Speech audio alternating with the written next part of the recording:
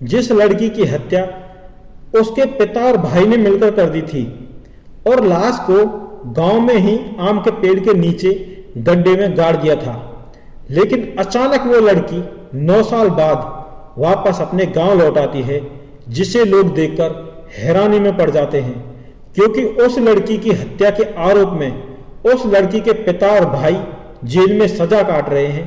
ये मर्डर की पहेली काफी उलझी हुई है, क्योंकि भाई जेल में बंद है और पिता जमानत पर बाहर।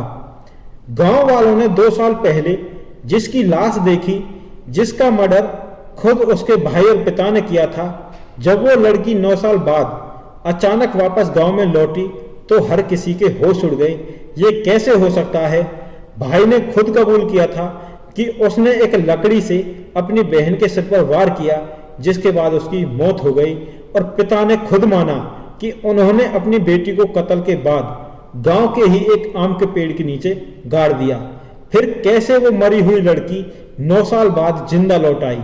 और हाँ, लड़की की 210 हड्डियां मिलने की बात तो खुद पुलिस ने बयां की, जिसके बाद पिता और भाई को सजा हुई। पूरी कहानी जानने के लिए हमारी वीडियो को अंत तक जरूर देखें। राम राम, नमस्कार, जय हिंद दोस्तों, मैं हूं पंकज कुमार। क्राइम वाली बात चैनल में आपका स्वागत है। हमारी वीडियो को लाइक, चैनल को सब्सक्राइब और बेल आइकन को दबाना ना भूलें। तो चलिए शुरू करते हैं।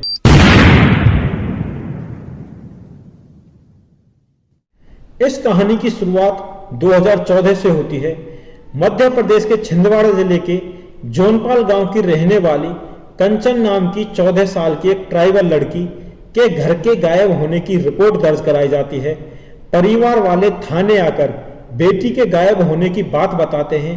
पुलिस जांच करती है, लेकिन लड़की का कोई पता नहीं चलता। गरीब परिवार होने की वजह से पुलिस केस को ज्यादा तवज्जो नहीं देती और थोड़े समय बाद केस ठंडे बस्ते में चला जाता है। मध्य प्रदेश में साल 2021 में सरकार मुस्कान नाम का ऑपरेशन शुरू करती है। ये उन लड़कियों को खोजने का सरकार की एक कोशिश थी जो घरों से गायब हो गई थी। यहां तक कि इसे सरकार ने बेहद सफल ऑपरेशन बताया था और प्रशासन का दावा था कि इस ऑपरेशन के तहत 2444 गुमशुदा लड़कियों को उनके परिवार से मिलाया गया है। खैर, हम सरकार और प्रशासन के दावों पर नहीं जाते, वापस कंचन के केस पर आते हैं। ऑपरेशन मुस्कान शुरू होता है तो पुलिस को करीब 6 साल बाद कंचन के केस की याद आती है। कंचन का केस फिर से खंगाला जाता है, लेकिन पुलिस को कंचन नहीं मिलती। हाँ, कंचन की लाश जरूर मिल जाती है। पुलिस को तफ्तीश के दौरान पता चलता है कि कंचन के परिवार वालों ने ही कंचन का कत्ल कर दिया है। पुलिस पिता सन्नू और भाई सन्नी के खिलाफ केस दर्ज करती है और हिरासत में लेकर कंचन के परिवार से पूछताछ की जाती है और उनके बयान दर्ज होते हैं। कंचन का भाई बताता है कि कंचन का उसके गांव में ही रहने वाले एक शख्स राम स्वरूप से अफेयर चल रहा था। पिता और उसने बहन को समझाने की कोशिश की, लेकिन वो नहीं मानी और फिर एक रात उसने गुस्से में एक छड़ी से उसके सिर पर वार कर दिया, जिसके बाद उसके सिर से खून बहने लगा। फिर उसकी मौत हो गई। कंचन की हत्या के बाद उसने ये बात अपने पिता को बताई और फिर उन्होंने कंचन के कपड़े हटा के एक चादर में उसके शरीर को लपेटा और उसी रात वो उसकी डेड बॉडी को कंधे में रखकर खेत में आम के पेड़ के नीचे गाड़ आया। पुलिस कंचन के भाई के बयान के बाद उसी आम के पेड़ के नीचे खुदाई करती है तो वहां एक कंकाल मिलता है। पुलिस लाश को उसके घर ले आती है। माँ लाश के हाथों में पड़ी हुई चूड़ियों की मदद से उसकी पहचान करती है और वो रोने लगती है और पुलिस को बताती है कि लाश उसकी बेटी की है। गांव वाले हैरान हो जाते हैं जब उन्हें ये पता चलता है कि कंचन के पिता और भाई ने इतना बड़ा अपराध किया है। पुलिस केस को सुलझाने का दावा करती है। ऑपरेशन मुस्कान के तहत मिली 2444 केस में एक केस ये भी था। पुलिस के मुताबिक इस केस में वो लड़की को उसके परिवार से नहीं मिला पाते, लेकिन लड़की के कत्ल के आरोप में पिता और भाई को सजा जरूर दिला देते हैं। 2021 की बात वहीं खत्म हो जाती है, लेकिन पिछले हफ्ते कंचन अचानक गांव में लौट आती है। हर कोई सन्न होकर कंचन को देखता है। 14 साल की कंचन अब 23 साल की है। किसी को यकीन नहीं होता, लेकिन वो कंचन ही थी। कंचन के पिता सन्नू जो बेल पर जेल से बाहर हैं, वो कंचन को देखकर दंग रह जाते हैं। हर कोई जानना चाहता है कि मामला क्या है। अब बारी थी एक ऐसी कड़वी हकीकत के सामने आने की जिससे सुनकर कोई भी परेशान हो जाए। कंचन साल 2014 में गांव के किसी लड़के के साथ भाग गई थी। पिता की शराब पीकर मारपीट करने की आदत से वो परेशान थी, इसलिए उसने घर छोड़ने का फैसला किया। वो अगर बालवा नाम के एक इलाके में रहने लगी और उसने अपना नाम कंचन से बदलकर कृष्णा कर लिया। कंचन जिसके साथ भागी थी उससे बाद में अलग हो गई और किसी दूसरे लड़के से शादी कर ली और अपनी जिंदगी जीने लगी। कंचन के वहां 2 बच्चे भी हुए। वो अपने परिवार के साथ खुश थी, वापस कभी अपने माता पिता के पास नहीं लौटना चाहती थी। लेकिन कुछ दिन पहले अचानक कंचन को अगर मालवा इलाके में उसके गांव का एक आदमी टकरा गया और उसने कंचन को पहचान लिया। कंचन को उसी शख्स से पता चला कि उसके भाई और पिता उसके कत्ल के आरोप में सजा काट रहे हैं।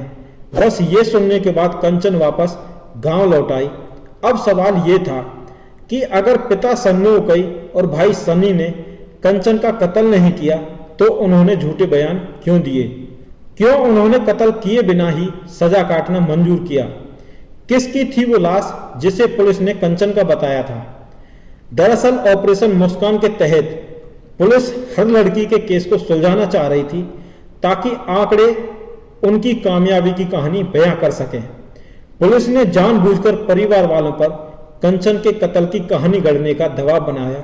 उन्हें टॉर्चर किया गया और कबूल करने के लिए कहा गया कि अपनी बेटी को उन्होंने ही मार दिया है।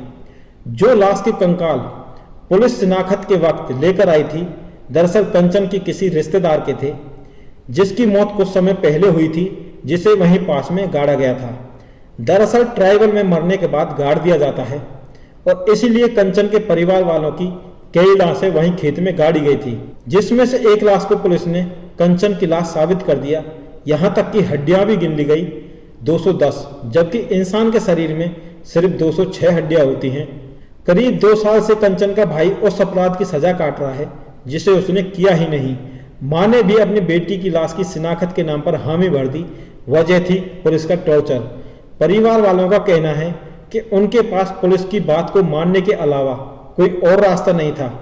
अगर वो ऐसा न करते तो उन्हें टॉर्चर किया जाता। खैर, अब जब पुलिस की इतनी बड़ी साजिश की कहानी सामने आई तो जांच शुरू हो चुकी है। मीडिया रिपोर्ट के मुताबिक इस केस को साल 2021 में संतोष देरैया नाम के पुलिस अधिकारी ने सुलझाने का दावा किया था, जो अब जबलपुर में एडिशनल सुप्रिंटेंडेंट ऑफ पुलिस के पद पर तैनात हैं।